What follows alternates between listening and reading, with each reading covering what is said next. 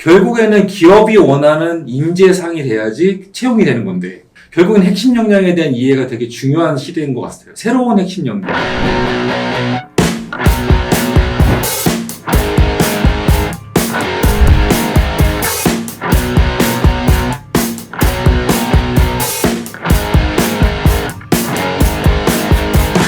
그 중에서 이제 기업 분야를 먼저 알아보면 부동산 분야는 많은 키워드들이 많이 나오는 것 같습니다. 누가 정답이라고 할 수는 없지만 언택 경제, 그리고 프롭텍, 공간에서 기술을 기반으로 한 거. 저희가 예전에는 복덕방 가서 매물을 알아보던 것들을 지금은 다 온라인에서 매물 찾고 하는 것처럼 그게 다 가능해진 기술 기업들을 이제 프로퍼티 플러스 테크에서 프롭텍이라고 부르는 산업군도 나왔고요. 근데 개인적으로는 기술이 아무리 발전돼도 본질은 변하지 않는 것이 결국 사람들이 원하는 것들 내가 어떻게 전달할까를 디지털 트랜스포메이션이라고 하든 디지털라이제이션이라고 하든 전환을 해주는 것들이 많이 등장하는 것 같고요. 배달의 민족 하면 우리가 어느 민족이야 하는 마케팅적 키워드 말고 결국 배달의 민족이 그 기술을 도입해서 사업화했을 때는 이유가 있지 않습니까? 기술을 부동산과 연결해서 쓸 때는 이유가 있듯이 기술이라는 부분을 어떻게 보고 이게 왜 핵심 역량인가? 산업의 틀은 변함이 없을 것 같습니다. 그런 의미에서는 가장 크게 보시는 기술적 메가 트렌드나 왜 그게 반드시 필요한가? 부동산에서 우리가 잊어서는 안 되는 게 하나 있는데 부동산은 유형의 자산입니다. 사람은 태어나서 죽을 때까지 부동산을 떠날 수가 없어요. 유형 자산으로서의 부동산을 얘기하는 거예요. 이 실물 부동산을 인간이 어떻게 활용할 거냐. 그러니까 어떻게라도 활용하면서 추구하는 궁극적 목적이 있어요. 두 가지입니다. 편리성과 쾌적성이에요. 그러니까 그런데 그럼 인간이 부동산과 관련된 활동이 뭐냐 하면 일상은 결국 의식주와 관련된 먹고 사는 거의 문제고 그래서 주거라든가 일자리 이런 거고 일상 이외가 여가예요. 그러니까 여가가 관광 레저인데 주거면 편리성을 추구하거든요. 우리가 고도 성장기에는 생산성이라는 거를 중시했기 때문에 일어나서 빨리 출근하고 이렇게 그렇죠. 접근성 엄청 따졌어요. 그런데 그게 단 아니었던 거예요. 그러니까 편리성의 개념이 바뀌는 거죠. 기술의 발달에 따라서. 제가 이제 경험상 말씀드리면 제가 처음에 직장 생활 89년도 시작을 했는데 그때의 인장 활동이라 했어요. 상사가 지시를 내립니다. 어디에 뭐 있으니까 가서 조사해와라. 그러면요. 가셨죠? 갔죠. 지도 5,000분의 1 지도 가지고 눈으로 보는 거예요. 그런데 그 부동산에 관한 공간 정보는 없는 거예요. 그러면 그걸 때려 또 구청에 갑니다. 그렇죠. 부동산 어디 조사했냐? 딱 물어보면요. 임장 활동을 구글링으로 하는 거예요. 매핑으로. 네. 제가 야 그거 갖고 되냐? 그래도 현장 가봐야지 했는데 제가 한번 해봤어요. 몰래 해봤는데 너무 편하고 그렇죠. 있는 정보가 내가 현장에 가서 얻을 수 있는 정보보다 더 많은 거예요. 바로 제가 사과했습니다. 직원들한테. 이 기술의 발달이 갖다 준 편리성에 대한 대표적인 얘기거든요. 그런데 우리가 적응을 못했던 거예요. 저 같은 경우는. 저도 한 인간으로서 살아남고 100세 시대에 대비하려면 일을 많이 해야 된단 말이죠. 그러려면은 변화하는 세대에 나를 맞출 수밖에 없다. 꾸준히 공부를 하는 거예요. 네. 89년도 그 당시만 하더라도 그때 부동산에 필요했던 거는요, 법과 행정이었어요. 그리고 도시계획, 건축 같은 아주 그 하드웨어적인 거였는데, 네. IMF 때 그 이후에는 뭐가 파이낸셜 기법이 필요했어요. 제가 그때 이제 미국 가가지고 공부한 것이 뭐냐면 CCIM 공부하면서 파이낸셜 기법을 하고 재무 계산기를 가지고 하고 엑셀 쓰는 걸 그때 해가지고 지금까지 살아남은 거예요. 근데 어느 날 보니까 그거는 누구나 다 아는 거예요. 결국은 지금은 이 장소적 범위 또 시간적 제약을 벗어날 수 있는 유일한 방법은요, 디지털 능력입니다. 누군가 이 시장에 와서 역할을 하고 기여를 하고 싶다면 본인 스스로 찾아서 공부하는 수밖에 없습니다. 내가 웰트레인드 퍼슨이 되고 어필할 수 있을 때 내가 고용이 되는 거예요. 그런 의미에서는 저는 후배들한테 추천하는 방법이요. 네. 기업이나 수요자가 무엇을 원하는가를 아는 방법은 결국에는 만남이거든요. 지금 이 사람들 담당자가 지금 이번 달에 뭘 고민하는지는 아는 선배한테 점심 먹자고 가서 물어보고 계속 질문을 통해서 내가 찾아내야 되는 부분인데 제가 요즘에 안타까운 건 그걸 많이 안 하세요.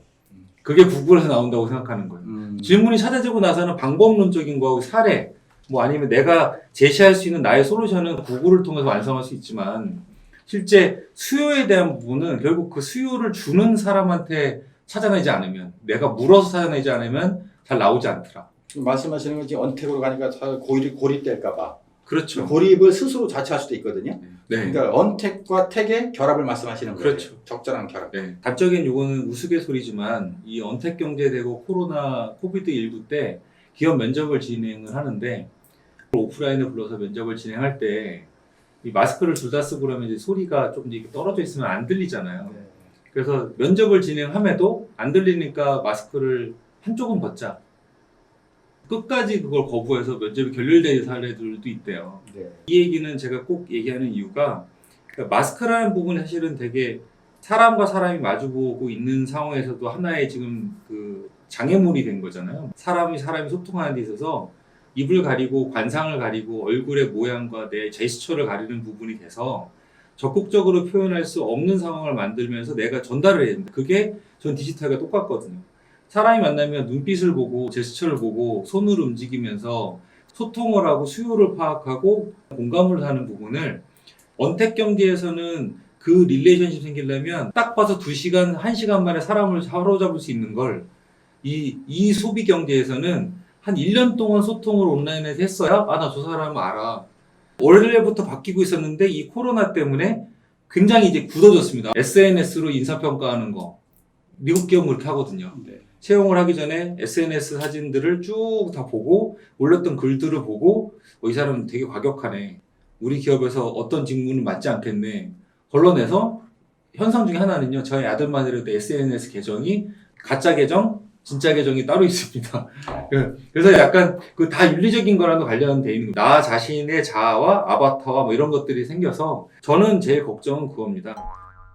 아까 좋은 말씀을 주셔서 개인 입장에서는 디지털 전략이나 사회 트렌드에 대해서 굉장히 관찰하고 면밀하게 배우려고 노력하고 지속적으로 관심을 가지고 개량을 해야 되지만 기업은 시간이 돈이고 결국 생존을 하려고 그러면 유효한 어떤 모델을 만들어내야 되고 나한테 맞는 사람을 채용해야 되고 나한테 맞는 소비자를 만들어내서 내가 최적으로 또 생산을 해가지고 공급을 해야 되니까 기술이라는 의미가 기업한테는 좀 다른 것 같습니다. 특히 뭐 요즘에 많은 자원을 투입해서 뭐 우리 주변에 이제 밀레니얼 기업들이 그 유니콘 기업들이 많이 생겼잖아요. 100억은 돈도 아닌 것처럼 요즘에 신문에 많이 나니까요. 그런 기업들이 생존하는 데 있어서 그들한테 기술은 조금 다른 의미가 아닐까. 그 경제학적으로 보나 부동산적으로 보면 기술을 어떻게 받아들여서 그 기술을 기업 관점에서는 어떻게 적용하면 좋은지 이제 결국은 이윤을 추구하는 게 결국 기업인데 그 이윤의 관점에서 보면 기술은 어떤 의미다. 그 기업이 이제 우리가 크게 보면은 자연인과 법인이 있잖아요. 자연인 관점에서는 평균 수명이 이제 120을 넘어간다는 거고 그렇게 되면 이제 경제 활동 기간이 되게 넓어야 되겠죠. 그러면 거기 그 속에서 내가 살아남으려면 변화밖에 없다는 거예요. 그러니까 꾸준히 변화해갈 수밖에 없다. 그냥 나를 버리라는 것이 아니고 나는 이런 사람인데 이걸 내가 나를 지켜가면서 나의 수단을 바꾸는 거죠. 나 기술을 바꿔나가야지 살아남는 거고 기업은 결국은 발생하고 성장하고 소멸을 과제한 것입니다.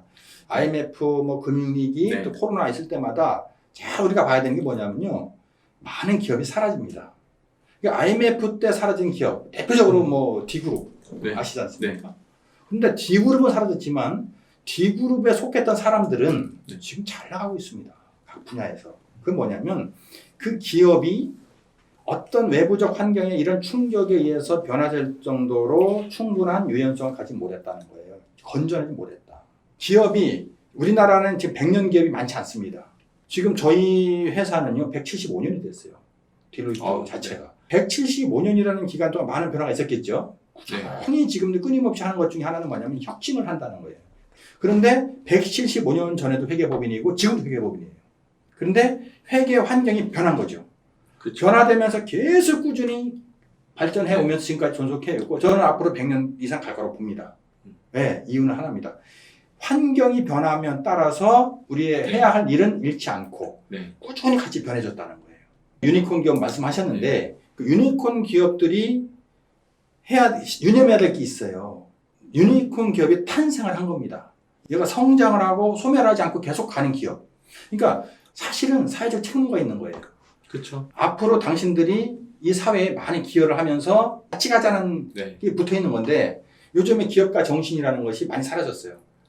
자본주의에서 법인이라 만든 건 뭐냐면 그 법인이 자연인이 가지고 있는 한계, 수명이 유한하다 한계를 영속성을 주기 위해서 만드는 거기 때문에 법인 하시는 분들은요, 그 유니콘 기업 특히 하시는 분들은 100년, 200년, 300년 설계를 하면서 기업 전략을 짜야 됩니다. 저는 그렇게 네. 보면 트렌드의 변화가 큰 트렌드와 작은 트렌드가 다 보일 거라 생각을 해요.